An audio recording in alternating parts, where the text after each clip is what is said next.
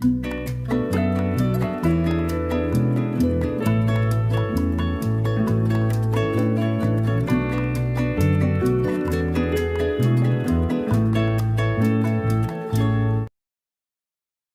Li bertemu dengan sesama guru di SMK Yuseong. Guru ini memperingatkan Ibu Li untuk jangan mengganggu Hanwol, apalagi mencoba mencari tahu tentangnya. Menurutnya kabar tentang seseorang yang mati gara-gara mencari tahu tentang Hanwol berakhir mengenaskan itu bukan candaan. Gamin dan Sehyun mendapatkan pesan dari seseorang.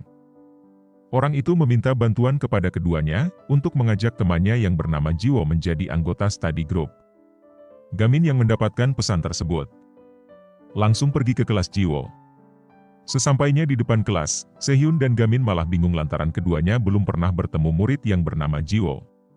Akhirnya Sehyun meminta Gamin selaku ketua anggota study group untuk bertanya langsung di kelas Jiwo. Dan saat Gamin masuk ke kelasnya, semua murid sontak memperhatikannya. Yang ternyata Jiwo seorang anak perempuan, dan sekarang Gamin berada di kelas khusus murid perempuan. Gamin yang kaget diperhatikan anak-anak perempuan, membuatnya sedikit kikuk. Dan kembali keluar kelas menemui Sehyun. Yang tidak lama dari itu seseorang yang bernama Mihe memanggil Jiwo. Yang ternyata Mihe seorang tukang bully di kelasnya.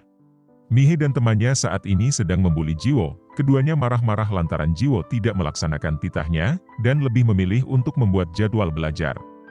Seorang murid lainnya yang bernama Hiwon hampir kena geprek Mihe jika tidak dihentikan Jiwo. Sehyun dan Gamin memperhatikan mereka di luar kelas.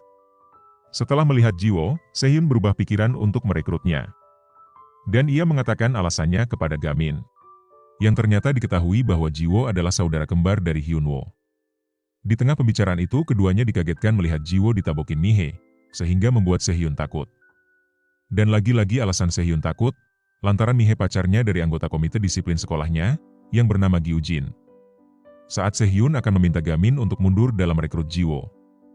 Gamin sendiri sudah tidak ada di tempatnya, dan sudah berada di hadapan Jiwo dan Mihe.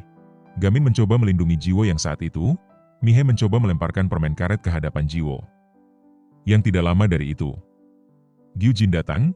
Gyujin sendiri tahu siapa Gamin, lantaran sebelumnya Gamin sempat membuat beberapa pentolan babak belur. Berbeda dengan lawan Gamin sebelumnya, Gyujin seorang ahli judo sekaligus anggota komite disiplin sekolahan. Gyujin tidak mempedulikan Gamin. Gyujin lebih tertarik membuli Jiwo. Dan saat Gyujin mencoba menghukum Jiwo, karena sudah membuat masalah dengan Mihe, Gamin ikut campur, ia melemparkan permen karet ke wajah Gyujin. Sehingga membuat Gyujin sedikit menahan amarahnya. Dengan santai dan sok kuat, Gyujin menghampiri Gamin siap melemparkannya. Tapi saat Gyujin akan mengeluarkan jurus judonya, Pak Guru datang dan membubarkan keributan itu. Sehyun dan Gamin kembali ke markas study group mereka di perpustakaan. Sehyun mengeluarkan kekesalannya terhadap Gamin, yang hobi membuat dirinya merasa deg-degan. Lantaran Gamin selalu terlibat masalah dengan orang-orang kuat di sekolahnya. Tambah kesal lagi saat Sehyun mendengar alasan Gamin membantu Jiwo, yang menurutnya ia tidak bisa melihat anggota study groupnya diganggu. Sehyun langsung syok mendengar alasan Gamin tersebut. Padahal menurutnya, Jiwo bukan anggota dan belum tentu juga mau bergabung. Yang setelahnya hanya bisa pasrah, dan ya sudahlah. Tidak lama daripada itu, Hewon datang dan menghampiri keduanya. Hewon mengatakan bahwa seseorang yang meminta bantuan Gamin dan Sehyun itu dirinya. Hewon meminta bantuan untuk membantu Jiwo yang sering diganggu oleh Mihe dan Gyujin. Ia menceritakan awal mula Jiwo mendapatkan perlakuan tersebut. Cerita itu dimulai ketika Hewon sering dibully oleh Mihe. Dan yang membantunya, sampai Mihe takut membulinya lagi adalah Jiwo. Yang saat itu menyandang gelar sebagai cewek jagoan di kelasnya. Perlu diketahui bahwa Jiwo seorang atlet judo yang berprestasi. Bahkan seorang Gyujin pun mikir dua kali untuk mengganggu Jiwo. Tapi saat itu Gyujin memiliki kelemahan Jiwo. Gyujin menggunakan video kriminal Hyunwoo untuk menekan Jiwo. Sehingga membuat Jiwo sekarang tunduk kepada Gyujin. Gamin dan Sehyun setelah mendengar tentang Jiwo yang berbeda dengan Hyunwoo adiknya, membuat mereka bergebu-gebu untuk membantunya. Sehyun selaku orang terpintar di study group, memaparkan sebuah rencana untuk merebut flash disk yang berisi video Hyunwoo dari tangan Gyujin. Sehyun meminta Gamin untuk mencari barang tersebut di ruangan komite disiplin, lantaran ruangan tersebut ruangan teraman di sekolah. Dan perkiraan Sehyun sangat tepat, yang saat ini Gyujin dan temannya mencoba mengupload video tersebut ke YouTube. Tapi ternyata sebelumnya Gamin sudah berada di sana dan memperhatikan mereka di balik lemari. Sehingga sebelum video itu terupload, Gamin sudah terlebih dahulu menghajar mereka dan mengambil flash disknya. Tapi ternyata bantuan datang dari pihak Gyujin. 3 orang atlet judo yang berbadan gempal, yang sekarang berhadapan dengan Gamin. Dan mereka pun bukan tandingan Gamin. Hingga akhirnya Gamin bisa ditahan oleh 5 orang. Ternyata Gyujin mempunyai video kopiannya, yang tersimpan di komputer. Ia kembali berniat mengupload ulang ke YouTube. Telat saja sedikit, video itu sukses terupload.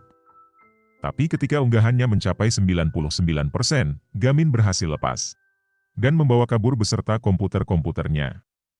Aksi Gamin tersebut membuat Hewon dan Sehyun yang berada di sana syok. Mereka melihat Gamin dikejar-kejar gengnya Gyujin, ditambah seorang guru yang juga mengejar Gamin. Sampai akhirnya Gamin terjatuh dan komputer tersebut terlempar ke hadapan Sehyun. Gamin menjelaskan tentang videonya yang tersimpan di komputer, dan meminta Sehyun untuk menghancurkan komputer tersebut. Lantas Sehyun bergegas naik ke atap sekolah, sambil dikejar-kejar gengnya Gyujin. Dan Sehyun melemparkan komputer itu dari atap. Sehingga Gyujin yang melihatnya murka. Tepat saat Gyujin berniat menghajar Sehyun, Jiwo datang dan menghajar Gyujin dengan mudah. Jiwo mengatakan kalau ia sudah tahu apa yang dilakukan si Gamin. Dan berkatnya Jiwo bisa menghajar Gyujin sesukanya, katanya. Sedangkan Gamin berhasil ditangkap oleh guru BK, ia langsung panik ketika menyadari flash disk yang tersimpan di sakunya hilang. Untungnya flash disk itu ditemukan oleh Hwon. Yang jadi masalahnya, Mihe datang dan kembali merebut flash disk tersebut. Untuk kali ini, Hwon melawan. Perkelahian keduanya pun disaksikan Jiwo, yang saat itu ia baru saja turun dari atap setelah menghajar Gyujin. Menyadari keberadaan Jiwo membuat Mihe langsung menghilang dari lain. Bergeser ke ruang guru, yang dimana di sana Ibu Lee sedang menginterogasi Hanwol. Ibu Lee bertanya keberadaan Hyunwoo kepada Hanwol. Hanwol menjawab tidak tahu, dan tidak dekat juga dengan Hyunwoo. Ibu Lee tidak percaya, lantaran ia mendengar bahwa Hanwol tahu kasus utang piutang Hyunwoo dan Gyujin. Ibu Lee juga tahu, soal Hyunwoo yang mengancamnya atas perintah Hanwol. Hanwol mengalihkan pembicaraan, ia meminta Ibu Lee untuk tidak bertindak so berani dengan membuat study group. Dan satu lagi, Hanwol memperingatkan Ibu Lee untuk tidak mencari Hyunwoo lagi.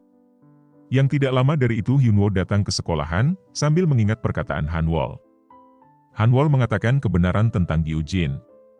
Ia menjelaskan bahwa Gyujin lah yang merampok Hyunwoo, dan uang yang dipinjam Hyunwoo adalah uang hasil rampokan darinya. Yang setelahnya, Hanwol memberikan Hyunwoo belatik. Yang saat ini belatik tersebut Hyunwoo akan gunakan untuk memberikan pelajaran kepada Gyujin.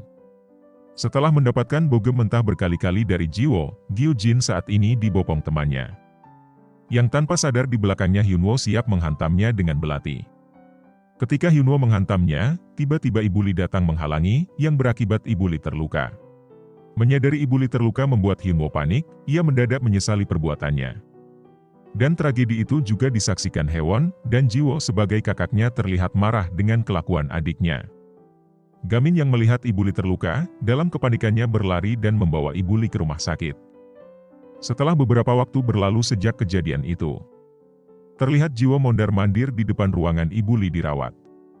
Sampai akhirnya ia memutuskan masuk.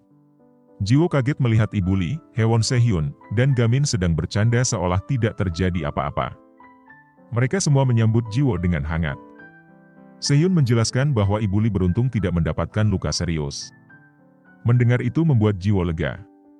Jiwo bicara, hal pertama yang diucapkannya.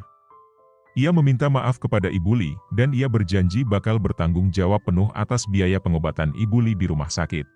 Ia juga menjelaskan bahwa Hyunwoo sudah ia seret sendiri ke kantor polisi, untuk mempertanggungjawabkan segala perbuatannya. Ibu Lee menenangkan Jiwo, bahwa ia baik-baik saja. Ibu Lee malah balik bertanya memastikan Jiwo bergabung dengan study group-nya. Hwon yang sejak tadi nyimak, mengatakan bahwa ia pun ikut bergabung di study group. Dan meminta Jiwo untuk bergabung juga. Jiwo sebelumnya meminta maaf kepada Ibu Lee dan ia meminta izin kepadanya, untuk ikut belajar bersama di study group binaannya. Setelah mendapatkan 4 anggota, tersisa 1 anggota lagi yang harus mereka cari, untuk mencapai persyaratan yang diajukan wakil kepala sekolah. Dan untuk pertama kalinya keempat anggota tersebut belajar bersama. Jiwo yang baru kenal Gamin, kaget melihat kepolosannya. Yang saat itu Gamin berperilaku seperti anak kecil, ia menggambar bintang yang diisi nama-nama anggota study grupnya. Tidak terkecuali nama Gamin sendiri sebagai ketuanya, sambil senyum-senyum sendiri. Dan kepolosan Gamin tersebut, 11-12 dengan temannya yaitu Hiwon. Tidak lama dari itu perpustakaannya dilempari batu oleh seseorang, dan terdengar orang tersebut memanggil nama Gamin. Setelah Sehyun melihatnya, pelemparan itu dilakukan oleh gengnya Kang Tai-oh. Menurut penjelasan Sehyun, Tai-oh lah yang menjadi peringkat pertama di kelas 1 saat ini. Usut punya usut, Tai-oh tidak terima, Gamin langsung mengincar puncak dan melangkahi dirinya. Yang ternyata sebelumnya Tai-oh tahu Gamin habis menghajar Gyujin, yang notabene anak kelas 2 di SMK Yuseong. Dan gara-gara itu juga membuat Tai-oh marah dan memprovokasi Gamin. Untungnya Gamin tidak peduli dengan peringkat perkelahian. Tai-oh membawa seorang siswa yang bernama Jun yang sudah babak belur. Si Jun ini punya tekad untuk menjadi nomor 1 di SMK Yuseong. Tapi sayangnya, ia tidak bisa mengalahkan Tai-oh. Tai-oh juga memamerkan Jun yang sudah mengisi lembaran kertas pendaftaran study group. Dan Tai-oh dengan sengaja menyobeknya di hadapan Gamin. Sehingga membuat Gamin tersinggung, tanpa banyak bicara Gamin melompat dari lantai 3 gedung sekolahnya. Dan menghajar Tai-oh dengan 1 kali pukulan KO. Si Jun yang tergila-gila dengan kekuatan langsung terkesima. Sedangkan anak buahnya Tai-oh ketakutan, panutannya dikalahkan hanya dengan 1 kali pukulan. Sedangkan anggota study group lainnya panik, mengira Gamin berniat bunuh diri. Lantaran melihat Gamin melompat dari ruangan perpustakaan yang notabene berada di lantai 3 gedung sekolahan mereka. Setelah perkelahian Gamin versus Tai-oh usai, si Jun langsung menemui Gamin. Meminta untuk bergabung di kelompok belajarnya. Tapi Gamin tidak menerimanya, lantaran motivasi Jun bergabung hanya untuk menaikkan peringkat perkelahiannya, yang saat ini mentok di peringkat 17. Akhirnya si Jun menyerah dan siap belajar bersama dengan Gamin.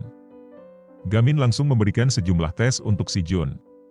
Dan meninggalkan si Jun sendiri di perpustakaan. Tidak lama daripada itu, seorang yang bernama Oh Jang-ho. Salah satu dari anggota YB datang menemuinya. Jang-ho mencari-cari Gamin dan berencana ngetes Gamin untuk ia rekrut menjadi anggota cadangan YB. Mendengar YB berniat merekrut Gamin, si Jun langsung mengaku kalau ia adalah Gamin yang Jang-ho cari. Di perjalanan menuju markas YB, Jun teringat dengan teman masa kecilnya yang bernama Anti.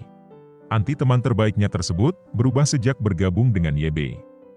Sesampainya di markas, Jang-ho langsung memberikan tantangannya untuk bisa masuk ke geng YB. Jun diharuskan mengambil kunci yang ditaruh Jang-ho di atas kap mobil, dan Jun harus bisa mendapatkannya. Dan 3 orang dari sekolah lain, yang baru direkrut jadi anggota cadangan YB akan menghentikan Jun. Dan mereka bukan tandingan Jun, Jun habis oleh mereka bertiga. Tidak cukup sampai di situ, setelah seleksinya gagal. Jang-ho tidak berniat membiarkan Jun kembali hidup-hidup. Saat Jang-ho berniat menghabisi Jun, tiba-tiba kepalanya dilemparkan sebuah kaleng minuman. Dan lemparan itu berasal dari Gamin, yang ternyata tidak sendiri. Gamin kesana bersama Jiwo dan Park Geon. Gamin memamerkan nilai yang diperoleh Jun, sambil mengatakan Jun lolos menjadi anggotanya.